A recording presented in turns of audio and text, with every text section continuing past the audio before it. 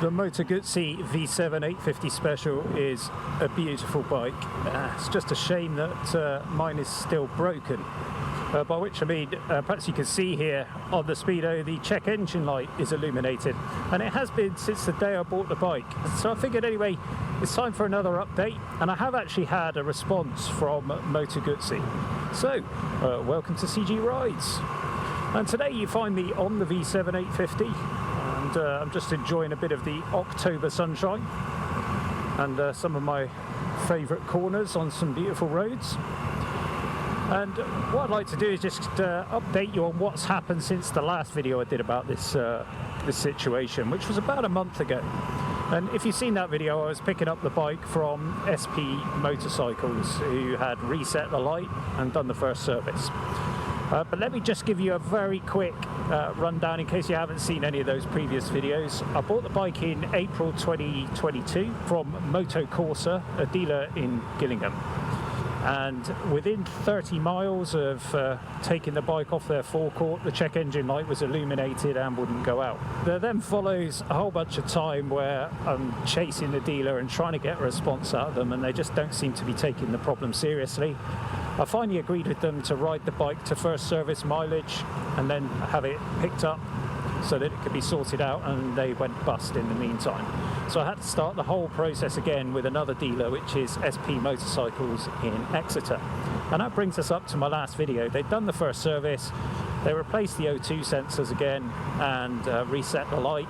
And if you watch that video, then you'll know that the light came back on before I got home. And it's remained illuminated ever since. After that, I obviously phoned SP Motorcycles back straight away to tell them, and what they said to me was, we just got to wait for Moto Guzzi to respond to the support ticket that we've raised. They explained to me that the dealers basically have no system at all to decode the error messages that the ECU is logging. So all they can do is the basics, like replace the O2 sensors, which are easily accessible and cheap, I guess. And for everything else, they have to submit a ticket to Moto Guzzi, and it takes them at least 3 days to respond, by all accounts. So I gave them 3 days, I didn't hear anything. I thought, I'll just wait a little longer.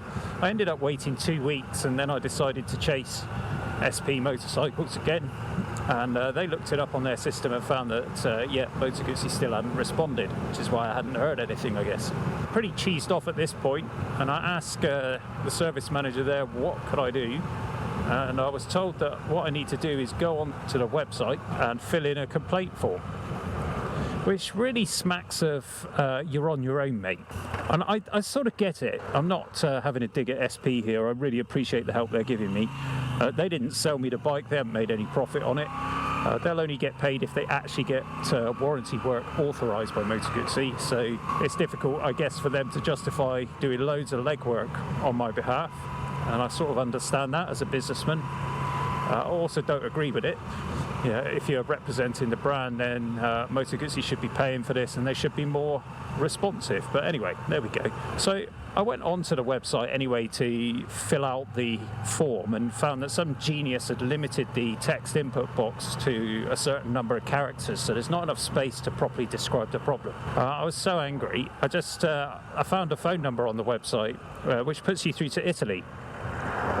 Long story short, I got through to one of their technicians, and he told me that what I need to do is call the RAC and have the bike recovered to a dealer so that the dealer can repair it for me. I'm like, what? It's already been to the dealer, and we've got a support ticket open that you haven't responded to. So he asked me for the VIN number for the bike. I gave him the VIN number, and his tone completely changed when he looked at the ticket. And I assume that when he got that VIN number, because he knew immediately then who I was, all my personal details, so he must also know that I have another bike, another Moto Guzzi, and he must have been able to see the ticket that Moto Guzzi had raised in the first place. You'd think that they might have some kind of joined up system where SP could put the VIN number in and carry on the existing ticket, but that doesn't seem to be the case. Anyway, he said he would escalate it immediately, and sure enough, I got a call back from SP Motorcycles within the hour. But all he'd done really is updated SP Motorcycles on the fact that the way Moto Guzzi are attempting to fix this problem is with a new map. And I believe that they've been working on this ever since at least May of this year, possibly earlier than that. So here's the problem with the bike. And lots of you have put some really insightful comments on my previous videos and different things to try and different things that could be wrong. I really appreciate all of those suggestions. But I do actually know what the problem is. And it is that the ECU thinks the bike is detecting a misfire. And what it apparently is a sensor that's looking at a gear on the front of the flywheel, much like I imagine the ABS sensor does, if you can imagine that. So there's a sensor watching the flywheel to look for basically any inconsistencies in the system. And it seems that that sensor is oversensitive and they need to just turn it down a bit in the software. So that sounds like a pretty simple tweak, if that is the case, but it raises a few questions for me. First of all, I've had a career as a web and software developer, 25 years, so I've got an idea of how hardware and software work together. And this doesn't make sense to me, because if you've got identical hardware and you're running the identical software, then you should have an identical result. But whilst this problem is not limited to just my bike, there are other bikes that have the same issue, it's not widespread. It doesn't affect all of the V7s. I know that there are climate differences that control how the ignition on an engine works. You know, if you're in a particularly cold and wet place, that might be different to a very hot and dry climate. Altitude affects it. But we're talking about UK bikes here. The UK has a fairly consistent climate. So if you've got the same hardware, the same software, we should be getting the same result, and we're not. And what that tells me is that the sensors in some of the bikes are either different, perhaps they source them from different manufacturers, or they're operating outside of expected specification. And that's then what's causing the false detection of the misfire. I'm assuming it's a false detection. As you can see, I'm riding the bike. It's not got any problems. It runs smoothly. I've never felt it misfiring. So if it is, it's minor blips, but I would have thought you'd feel that on a V-twin. Anyway, that's the situation. Moto Guzzi claim they can fix it with software. And from what I've heard, they had the same issue with some of the Aprilias. I think the Tuono with the most recent engine has had the same problem, and it did get fixed with a software update. So perhaps if you've had one of those bikes, please comment below if you've had that experience. I'd be interested to know. Of course, Aprilia is part of Piaggio Group, just like Moto Guzzi. They use the same electronics. And there's nothing weird and Italian about the electronics or the wiring either. These are standard products. It's a Bosch ECU from what I gather. I expect the sensors are all standard. It's just the software map. And the challenge is that Moto Guzzi are trying to get this old design of an air-cooled pushrod engine through Euro 5 emissions compliance. And that is a really difficult job. And it's why the new V100 has a liquid-cooled engine. I think Moto Guzzi have taken the engine as far as they can go. I've got the V85 TT, which is the same engine as this, but my version is the Euro 4 engine, and I haven't had any problems with that bike at all. It's been completely fine. So I think this is a Euro 5 specific issue, and I have heard that there are some issues with the latest V85 TT as well.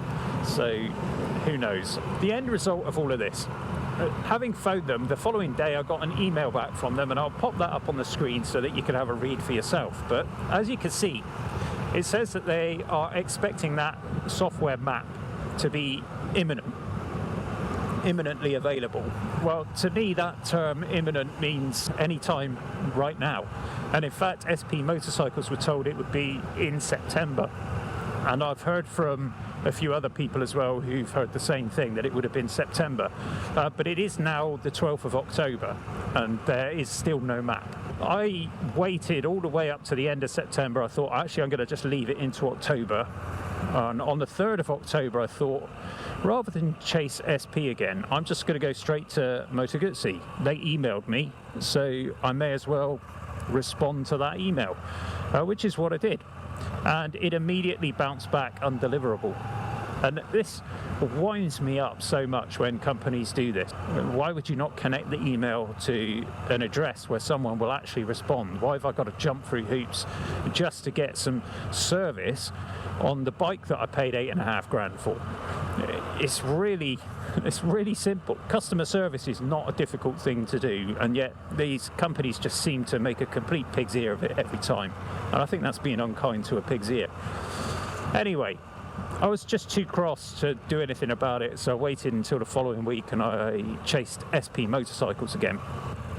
They in turn got in touch with their contact at Moto Guzzi, and later that day I got a call back just to say basically they don't know anything. They don't know when it's coming. It's imminent still.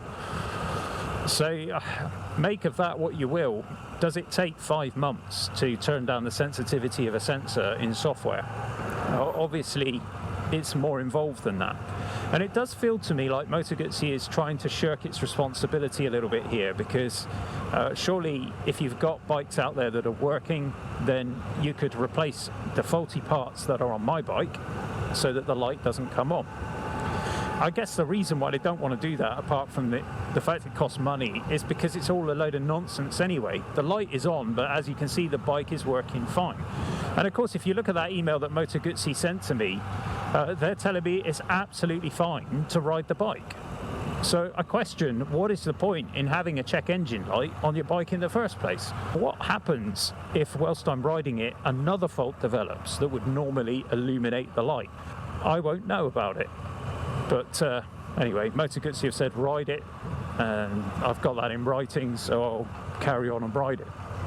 And I guess I've just got to be patient and wait and see whether this software map fixes it.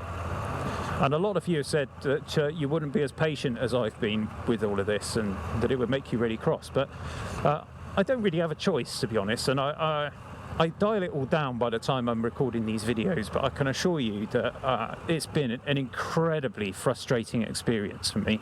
I'm really fed up and I just want an end to it, because it's taken all of the joy out of a new bike purchase and replaced that joy with stress and anxiety. And brands like Moto Guzzi, especially when you consider the V7 850, this special version, which is a retro style bike, I think it's one of the most beautiful bikes that you can buy.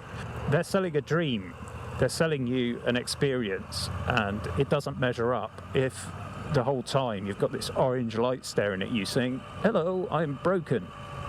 And I find that pretty frustrating. It's taken the joy out of riding the bike for me, which is a hard thing to do when a bike looks this good, frankly. And maybe Moto Guzzi will have to switch over to liquid-cooled engines to avoid these kind of problems. Good grief, man.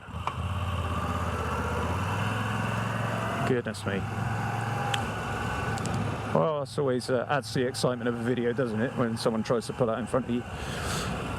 Yeah, maybe Moto Guzzi will have to go to liquid-cooled engines, and I think if they did, I wouldn't be as interested in having a bike like this, because part of the appeal is its clean lines, because it doesn't have a big radiator on the front of it. Anyway, there's the update. That's what's been going on. We're in the middle of October. Will it get sorted this year? Will it ever get sorted at all? Who knows at this point. Rest assured, though, I'll bring that content to the channel as and when I can. So please subscribe, support the channel, give me a like if you feel like it. Please leave a comment below. I do try and respond to as many as I can. And if you're interested in tech, by the way, my main YouTube channel is called Constant Geekery, hence CG Rides. If you like that sort of thing, tech, Apple stuff, just done a few videos on the Steam Deck. If you like a bit of gaming and all of those kind of things, then why not check that out as well. We're just approaching 34,000 subs on that channel, so it's a bit more heavyweight than this little part-time channel where I ride my bike. Anyway, appreciate the fact that you've come along for the ride. Look forward to reading your comments, and I'll see you again next time. CG Rides.